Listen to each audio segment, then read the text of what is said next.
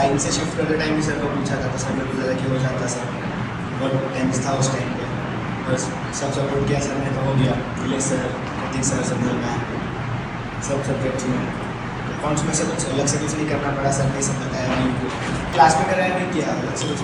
उसके लिए तो सिंपल है, सर ने जो स्टेप्स दिए थे पूरे फॉलो करने का, हर एक लेसन के अलग अलग स्टेप्स थे, तो वो स्टेप्स करते रहे तो अपने आप हो जाते हो। बाकी अगर सब्जेक्ट वाइज बोले तो इकोनॉमिक्स का थेरी में अगर अपन मतलब प्रैक्टिकल सोचते रहे कि अपन कैसा करना तो अपने रियल लाइफ में इकोनॉमिक्स काम आता है, तो उसके हिसाब से अपन अगर करते रहे तो इकोनॉमिक्स हो जाता है। एसपी की थ्योरी है, एसपी में मैम ने भी बहुत सारे अच्छे ट्रिक्स दिए थे, मेमोरी टेक्निक्स दिए थे, उसके हिसाब से भी अच्छे।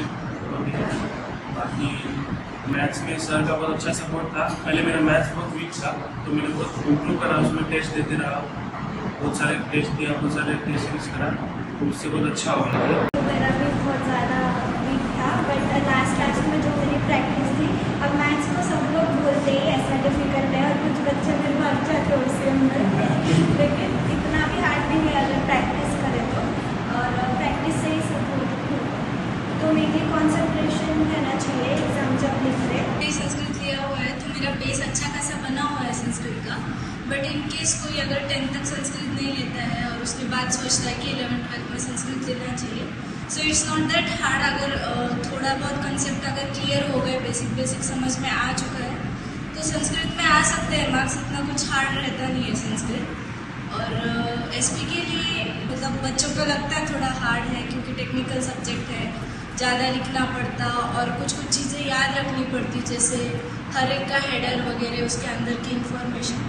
अगर वो थोड़ा बहुत टेक्निक्स लगाए, मेमोरी टेक्निक्स, और थोड़ा समझ लिया एसपी तो इतना हार्ड नहीं है। नीलेश सर ने सिखाए थे और सीरियसली वो बहुत अच्छी है कि अगर तुम स्टोरी बना के याद करो तो तुम्हें सब कुछ याद रहता है। एक्चुअली ओसीएम का भी सेम चीज़ हुआ था कि सर ने इतने अच्छे स्टोरीज बना के सिखाया था कि मतलब मुझे कभी टेंशन ही नहीं तो बहुत सही चले। प्रतीक सर ने जो जैसा बताया वैसे अकाउंट्स का तो टेंशन ही नहीं था बिल्कुल। इकोनॉमिक्स का तो इकोनॉमिक्स एसपी का ये है कि पेपर अटेम्प्ट कितना होता उस पर पेपर अगर पूरा अटेम्प्ट होगा तो सर आ जाते मार्क्स को। मैथ्स का घर पे प्रैक्टिस की, कार्तिक सर ने यहाँ पे जितना लिए मान जितना गया है, कंटिन्यूस क्वेश्चंस जो सॉल्व करे पेपर्स, उस वजह से मेरे को ऐसा लगा सडन स्कोर बढ़ता उससे। थोड़ी स्ट्रॉन्ग की है as compare to practical subjects, लेकिन मैंने पेपर के टाइम पे पूरा 80 मार्क्स का पेपर अटेम्प्ट किया था।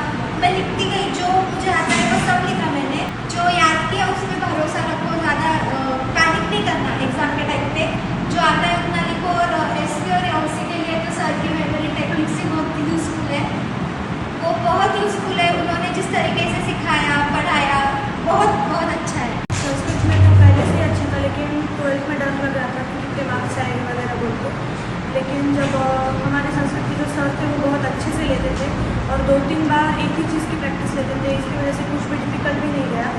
और अकाउंट्स में सर बहुत अच्छे से पढ़ाते थे। सब्जेक्ट्स में से मेरे को सबसे अच्छा अकाउंट्स लगता था और ईजी भी लगता था। मैथ्स भी सर बहुत अच्छा पढ़ाते थे, सारे फैकल्टीज़ बहुत अच्छे हैं और कुछ भी कॉन्सेप्ट समझने में कुछ डिफिकल्टी नहीं जाती थी, सारे कॉन्सेप्ट क्लियर होते थे। इकोनॉमिक्स का तो मैम ने स्टार्टिंग से अच्छा संभाल के रखे थे वो चीज़ में। थियरी में थोड़ा प्रॉब्लम था पर मेमोरी टेक्निक्स की वजह से थोड़ा ईजी हुआ बाद में।